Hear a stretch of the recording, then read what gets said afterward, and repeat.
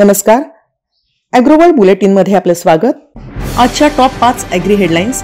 खरीप हंगामासाठी शेतकऱ्यांना मिळणार अनुदानावर बियाणे। यवतमाळमध्ये कृषी विभागाने प्रतिबंधित बोगस बीटी बियाणे केले जप्त।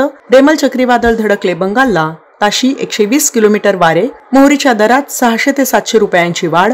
हरभरा भावातही वाढ आणि शेतकऱ्यांसाठी नोटिफिकेशन अपडेशन पोर्टल उपलब्ध होणार। आता बातम्या विस्तारानं। खरीप हंगाम जवळ येऊन ठेपला आहे। शेतकरी मशागत करून पेरणीसाठी शेत तयार करण्यात व्यस्त आहेत। त्यासाठी लागणाऱ्या बियाणांचे नियोजन शेतकरी करीत आहेत। त्यातच नाशिक जिल्ह्यातील येवला तालुका कृषी विभागाने विविध पिकांचे बियाणे वाटप करण्यासाठी महाडीबीटी पोर्टलवर अर्ज करण्याचे आवाहन केले आहे।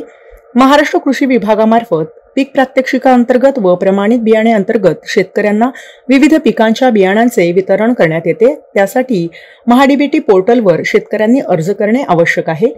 पीक प्रात्यक्षिकमध्ये निवड झालेल्या शेतकऱ्यांना एका एकरासाठी लागणारे बियाणे मोफत मिळणार आहेत, तर प्रमाणित बियाणे वितरण योजनेअंतर्गत निवड झालेल्या शेतकऱ्यांना त्यांच्या अर्ज केलेल्या क्षेत्रानुसार जास्तीत जास्त 5 एकर क्षेत्रासाठी लागणारे बियाणे 50% अनुदानावर मिळणार आहे। प्रतिबंधित बियाणे विक्री प्रकरणी यवतमाळच्या कृषी विभागाच्या वतीने मोठी कारवाई करण्यात आली आहे। यात प्रतिबंधित बोगस बीटी बियाणे विक्री करणाऱ्या केंद्रावर छापा घालून हा सर्व प्रकार उजेडात आला आहे। या कारवाईत 35,000 रुपयांचे 23 बीटी बियाणे पाकिटासह 1,46,000चा मुद्देमालही कृषी विभागाच्या वतीने जप्त करण्यात आला आहे। ही कारवाई जिल्हा कृषी विकास अधिकारी राजेंद्र माळोदे यांचे पथक आणि स्थानिक गुन्हे शाखेने केली आहे। ही कारवाई झरीजामनी ते पांढरकवाडा रोडवर पंचायत समिती वसाहतीसमोर असलेल्या केंद्रावर करण्यात आली। यावेळी एक विधी संघर्ष बालकासह संकल्प राजेश भोयर वय 20 वर्ष या दोघांवर पाटण पोलीस ठाण्यात गुन्हा दाखल करण्यात आला असून पुढील कारवाई सध्या सुरू आहे। अनेक राज्यांना रेमल चक्रीवादळामुळे फटका सहन करावा लागत आहे। पश्चिम बंगालच्या किनारपट्टीवर रेमल चक्रीवादळ धडकलं आहे।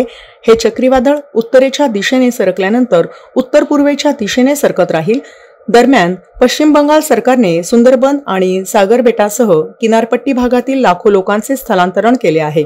पश्चिम बंगाल आणि बांगलादेशच्या किनारपट्टी भागात रेमल चक्रीवादळ रविवारी सायंकाळी धडकले आणि या भागात ताशी 110 ते 120 किलोमीटर वेगाने वारे वाहत होते, अशी माहिती हवामान विभागाने IMDने दिली आहे। चक्रीवादळाच्या प्रभावामुळे पश्चिम बंगालच्या दक्षिणेकडील जिल्ह्यांमध्ये उत्तर आणि दक्षिण 24 परगणा, कोलकाता, पूर्व मिदनापूर, हावडा, हुगळी येथे मुसळधार ते अतिवृष्टी होत आहे। या जिल्ह्यांमध्ये हवामान विभागाने रेड अलर्ट जारी केला आहे। मोहरीच्या दरात वाढ झाल्यामुळे शेतकऱ्यांना फायदा होत आहे। ज्या शेतकऱ्यांकडे सध्या मोहरी आहे त्यांच्यासाठी ही दिलासादायक बातमी आहे। गेल्या 7-8 दिवसांपासून कृषी उत्पन्न बाजारातील मोहरीच्या दरात लक्षणीय वाढ झाली आहे।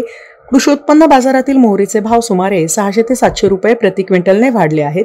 एका बाजूला मोहरीचे दर वाढत असताना दुसऱ्या बाजूला हरभऱ्यांच्याही दरात वाढ होत आहे। महाराष्ट्र, कर्नाटक, मध्य प्रदेश आणि आंध्र प्रदेश या राज्यांमध्ये यंदा हरभरा पिकात लक्षणीय घट झाली आहे। त्यामुळे हरभऱ्याच्या भावात वाढ झाली आहे। सध्या हरभरा 6,300 रुपये प्रति क्विंटल दराने विकला जात आहे। त्याच्या दरात आणखीन वाढ होण्याची शक्यता आहे। राज्यामध्ये जमिनीसंदर्भात 7/12 किंवा मिळकत पत्रिकेमध्ये कोणत्याही स्वरूपाचा काही बदल होत असल्यास त्याची माहिती लगेच समजण्यासाठी राज्य सरकारच्या भूमी अभिलेख विभागाकडून पावले उचलण्यात येत आहेत। यासाठी भूमी अभिलेख विभाग नाममात्र शुल्क आकारून नोटिफिकेशन अपडेशन पोर्टलची सुविधा लवकरच उपलब्ध करून देणार आहे। भूमी अभिलेख विभागाने जास्तीत जास्त ऑनलाईन पत्रिकांचे मिळकत डिजिटायझेशन भूमी अभिलेख 7/12 उतार्यातील आहे।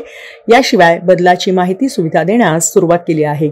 त्याचाच एक भाग म्हणून अधिकार अभिलेख म्हणजेच 7/12 उतारा अथवा पत्रिकांचे मिळकत डिजिटायझेशन राज्याच्या भूमी अभिलेख विभागाने केले आहे। याशिवाय फेरफार उतार्यावर 100% नोंदी या ऑनलाईन घेतल्या तर लगेचच समजणार आहेत। आपणास हे बुलेटिन कसं वाटलं ते कमेंट्समध्ये जरूर कळवा। या व्हिडिओला लाईक करा, शेअर करा आणि अशाच अपडेट्ससाठी ॲग्रोवर्ल्ड चॅनलला सबस्क्राईब करा।